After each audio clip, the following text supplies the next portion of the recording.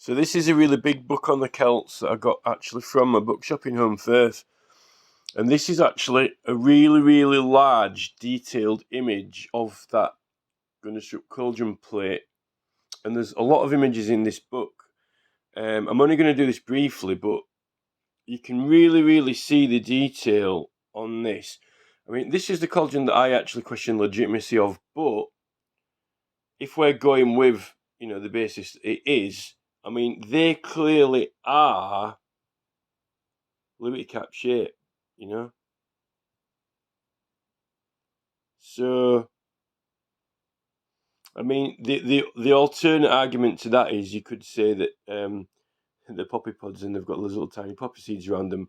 But people who have had that experience, and that state of consciousness with psychedelics, Liberty Caps and DMT, it is to do with communicating with other creatures and animals and that type of thing, So, without going into too much detail about it, if you watch there's a video where the guy goes into the jungle and actually has a 5-MeO DMT trip, and it's not actually psilocybin, but it's similar.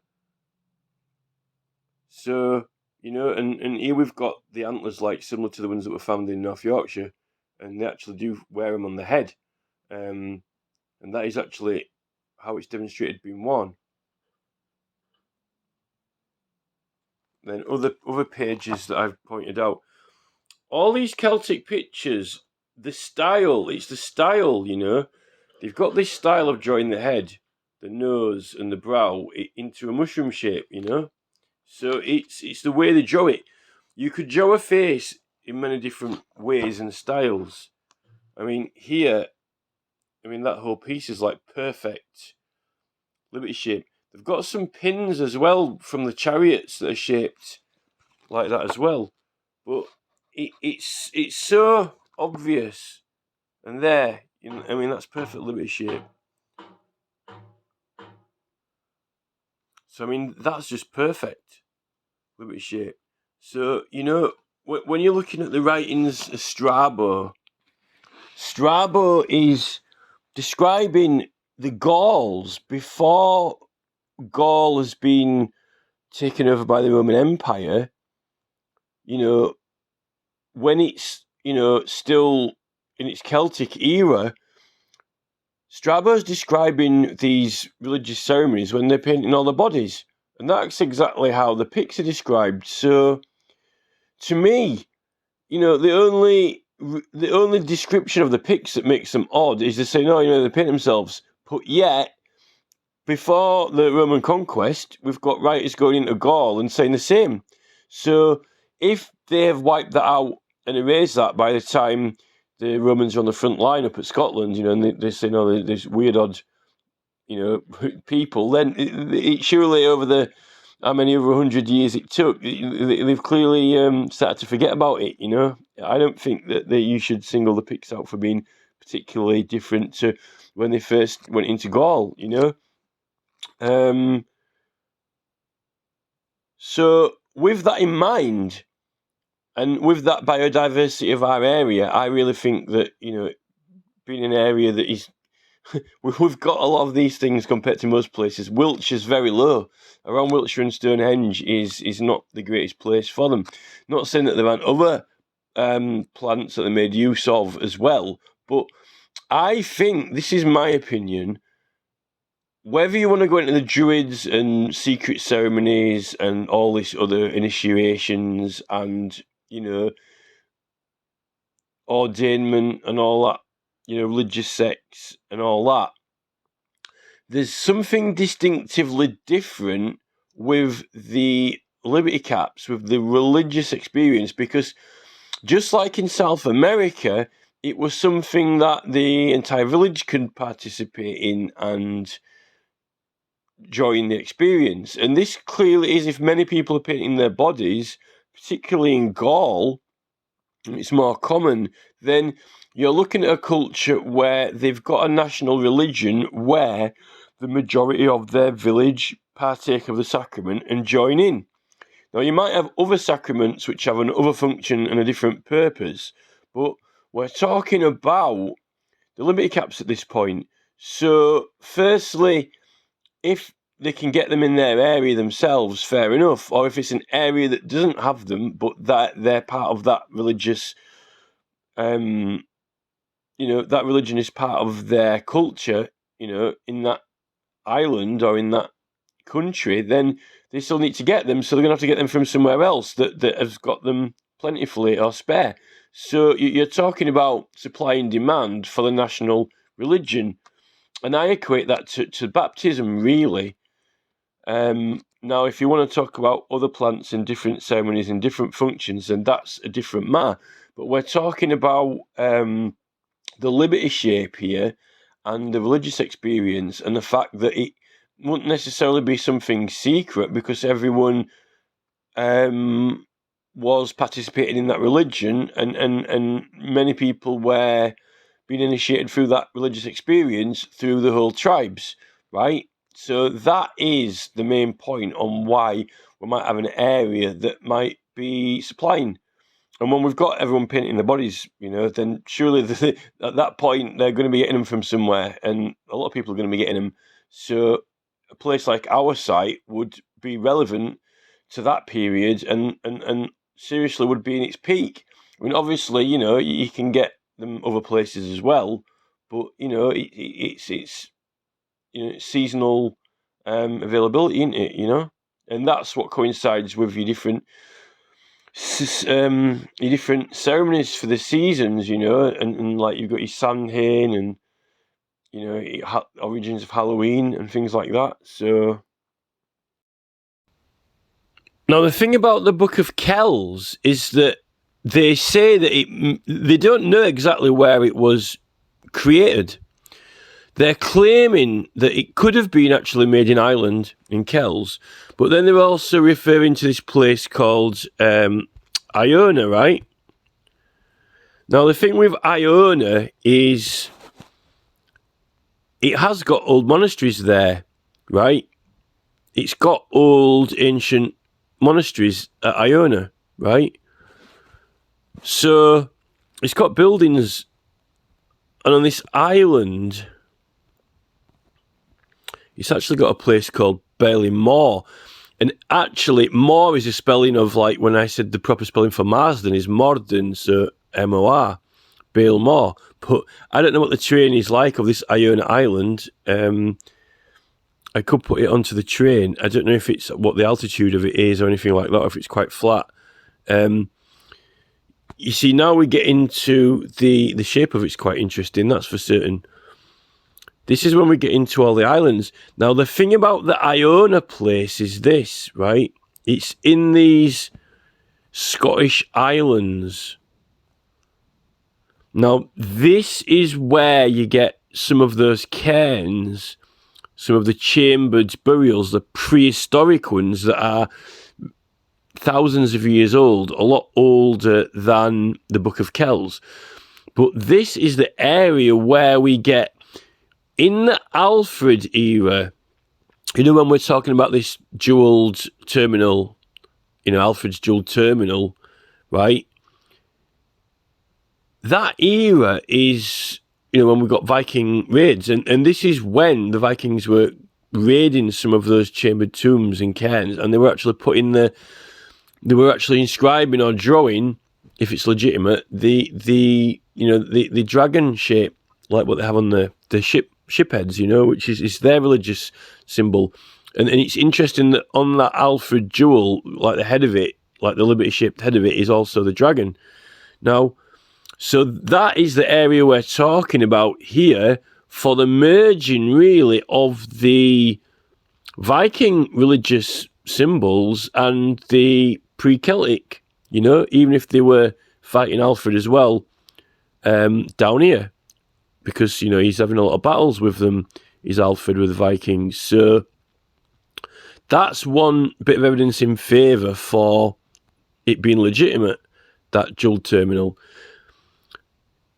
But I the thing is, right, it wasn't until the Romans came over that we started building these proper buildings, right? And we actually started getting these stone proper monasteries built. Now, they talk about this Lindisfarne place, Holy Island. You know, they're saying that it could have even been Holy Island, Lindisfarne, right, where the Book of Kells was made. But the thing is, right, if we're talking, 800, 900, and if we're talking conflicts with Vikings, and we've got, all this Alfred wars going on, then you see, the problem with Lindisfarne and Holy Island is it's at the Viking side. So it would be the least safe place to write a book when you're actually during the period of converting the Vikings over, unless it's like a bastion of converting them, you know what I mean?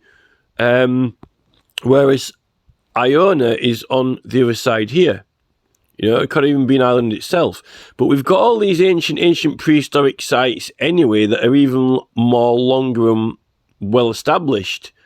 We've even got monks down here. There are islands down here with, the stone monasteries, really, really old. They're actually like a combination between the cairns and the stone monasteries. But the thing is, the way the historians are talking is they're looking for some sort of well-established abbey where the book might have been written. So that's why they're saying Iona or Lindisfarne, Now, it's interesting that the shape of the Alfred Terminal is like the shape of the Warrior Mound, and then you put all the biodiversity. We've got good biodiversity here, and it is right in the middle of the island, right?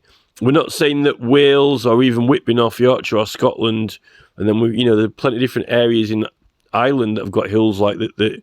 Down here we've got the Wicklow Hills, and then up here, you've got hills as well. But what I think's interesting is that we do have these sites. Now, the thing is, we're looking at, when the Romans come over and we start getting stone buildings, before that, a lot of the, we've got basically Celtic roundhouses and stone and wood buildings, right? So you could place priest orders anywhere you wanted because most places are druids, right? So, to say, this or that place. Now, with the Doomsday Book, we get a lot of recorded information, but we don't actually get the recording of the actual religious sects. Now, our area, the thing with our area is like coming a bit forward in time. Let's start from where we are now and go backwards, right? So, in Murfield, we've got the College of the Resurrection, right, which is actually, it's a monastic Church of England college, which is, it's got monks there, but it's a college training, right?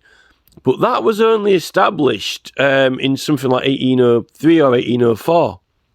In fact, it's not that old, So, but why have a college there? Why have why would you want to have a monastic college of religion there? Anyway, it's very, very near the Warrior Mound and Castle Hill, right? So it's symbolically in the area.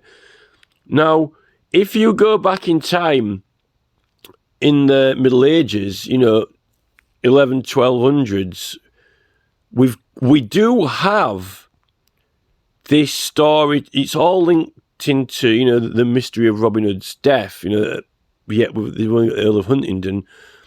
We've got this old monastery or nunnery that was here, which is literally right where where the junction is, where the Three Nuns is, right? So we've got that's an old stone building, So, but if you start taking it back from there, back over the 1066 line back into this Alfred period, right? You know, once you... I mean, we've got the city of York. Obviously, we've got the city of York. It's a big place, is York. You know, and it goes right back to Roman times. So, you know, I mean, there could be an argument, you know, that the Book of Kells were written in York as much as Lindisfarne or Iona, you know. But why does it always have to be, you know, stone buildings, you know, where monks are working? That's the thing, you know. It could be that, you see, what was on Castle Hill before it was fortified? The only evidence we've got is Varley's excavations, right? And he doesn't really know 100% for certain exactly what was on there or what it was used for. We know that it was used by De Lacy and made into a fortress, 1066, and then after it was a medieval village. But before that, we've got this Sven, son of Eric, which is connected to the Vikings, who's got land in the area when we start going back. But before that, you know, what about, you know, wooden buildings and anything else? We don't know for certain. And then when you start going back even further, you know, when you start going back and you start getting into when the Romans are here, when literally, you know, and then you start going back to when Christianity is actually illegal itself. So, you know, it's, you know, and before that, we're going into buildings that are, we might not have any evidence left. They might have completely destroyed any evidence of buildings being there. So, you know, our area could have been a really important religious centre. It's interesting that we get that, you know, nunnery at Hartshead. There might just not be any record of it. So, you know, it also, what I find interesting with that Book of Kells is on one of the pictures, which I've done a video about, you know, it's actually got him sort of with this long barrow shape and like 2 points, as if they're like far apart, far between each other, you know. It's actually as if I think that they're drawing a connection between the long barrow culture, or what the legacy of the long barrow culture is, and the early roots of religion. I think that definitely is clearly obvious in that picture, you know. So there is something to do with large long barrow shapes and you know, the advent of the religion, you know. So I think that's important. And the fact that, you know, if you look at this book that I've got, it's got, you know, like the mushrooms all over it, you know. It's kind of like ridiculous to sort of deny it, you know. So as well, I forgot to mention, I just want to add, that comes to mind when we're looking at this Yorkshire astelle. If we're going with the theory that it might not be legitimate and some of the other items may not be legitimate because of the fact that you can't carbon date metals or minerals, like, you know, stones, crystals and things like that. Now, as I said in the other video that I've done, the previous one, it looks rather odd with this eye on it, but the other one happens to be missing, and it's kind of all dinted, and it's not in a right good state, is it? So the thing is, right, when you see,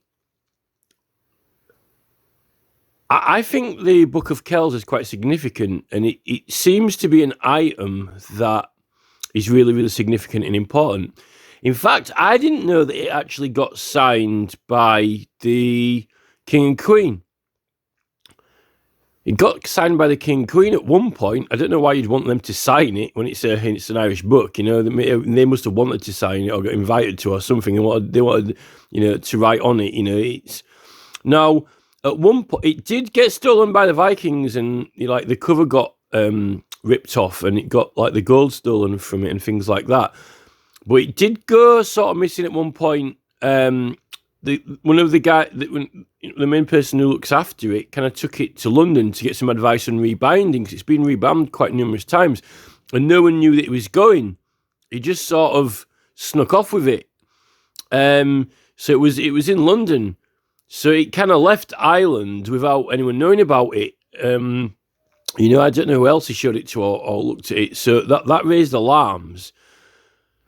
But the thing with the book, they're saying that there's one theory that it might have been created in Iona, which is an island off Scotland, according to Google Maps. Or they're saying maybe Lindisfarne. I don't know why it has to be these islands, just because they happen to have monasteries there, and there's only certain places that have got remote monasteries. Even though it's, some of the pictures in the book clearly have got like long barrow form outlined in it, which is a strong memory of the previous and past prehistoric culture and acknowledgement of it. But the word Iona, it's like there's one eye on this. And you see that, the one that was the Norwegian astelle, the one that's attributed to Norway out of these only 7 or 8 or whatever that we know of, that Norwegian one's got loads of circles on it. So it's definitely, whoever made it, they put these rings on it, right? Which is definitely makes it look Celtic, but it's found in Norway. Now, this one is sort of quite similar sort of shape and size, and it's not got any elaborate large crystal or anything like that. But if you were wanting, this is all on the presumption, and I know that it's an outlandish presumption, but I've got evidence now with, that letter D, we've got the Alex Hogg maps, and people aren't doing things right or are putting anomalies around issues around these sites, and then we actually get the physical manifestation it gets built on top of, and then the war breaks out when you're doing archaeology around there. All these other things, right? And this is what makes me suspicious. So and it tends to be, in my opinion, a certain style if you're going to do a pun or a joke, or if you want to, rubbish someone or spoil something, then you do this, this D over it. Do a street and a letter D over it. Do you know what I mean? It seems to be, like I said, there's a certain panache to doing these digs or these, these puns. Now, I think, because the Book of Kells is a very, very Celtic item, although, it's attributed to Ireland, but it could have been Iona, right? Now, out of these astelles, even the Alfred astelle, it's got this dragon on it, which is more of a Norwegian emblem. And then, but it's got the tiered middle shape part, which is just like the Warrior's Mount shape. It hasn't got any crosses on it, any Christian crosses, and it doesn't really have any Celtic reef knots, right? But yeah, the other astelles, some have got crosses, like Christian. Other ones are like, there's that geometrical round ball, which looks more like a magic bed knob. And then there's the other cross one, and then there's these two, which are the Yorkshire one and the Norwegian one, which are the most two similar out of them all. And this one doesn't even get acknowledged as treasure. Now, if you were to try and say it's some sort of, even though we were talking about the Arthurian period, the King Alfred period, his astelle is very, very ornate.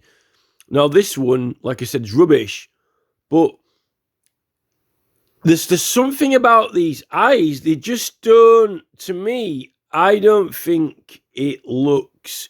I mean, I've got a book of Celtic items, and there are a lot of stone sculptures and Iron Age ironwork and things like that in this book. But just the vibe I get from this thing, and the fact that it's meant to have jewels in the eye in the Gundestrup cauldron, but none of them are there or remaining, so we don't know what they looked like because the jewels are missing from it and one of the plates. This astelle, when you think of, when there's this mystery around the Book of Kells and Iona, it just seems to like, there's an eye on this, one eye on this. It's like an eye on, it's like an eye on it. It's like an eye on it. And then if you were to take possession of it, like you take possession of the other astels, they are officially recognised as treasure. It's like, I own it, I own her. But this one, they have sort of discredited and not even given the jewel status, but it's only got one eye on it, But you see, the Book of Kells is meant to be the real treasure of the, the 800s, the 900s period. That's meant to be the real treasure, that book and its illuminations, and it's said that it's from Iona. Now they find this, and it's kind of, in a way, this is, I just feel the whole exhibition, the whole exhibit, the whole event of finding this at Orton, which is minus the Norton, it's Orton, and it being discredited as treasure, and it looks like a mess. It's got one eye missing. It's like Iona, and it's definitely not, therefore it's not anything as great and immensely treasured as the Book of Kells. It just seems to, and it's a tribute to Yorkshire, it just seems to be another kind of knock to Yorkshire. It's not as beautiful or amazing or magisterial as, these other astelles, particularly the Alfred one. But yet, oddly enough, the Alfred one is the one that's got the tier on it that is kind of would have been shaped like our area, but it's attributed, meant to have nothing to do with our area. It's, down in Wessex sort of area, where King Alfred is, in Devon and down the southwest.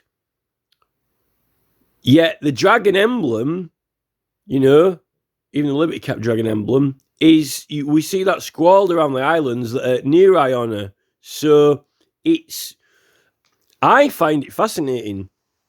I am so interested in, better technology or better methods to legitimize the items. I really am interested, I mean, you might find people who say, there's no doubt whatsoever that they're genuine, but it's just the names, because there's just certain coincidences and certain places, why not,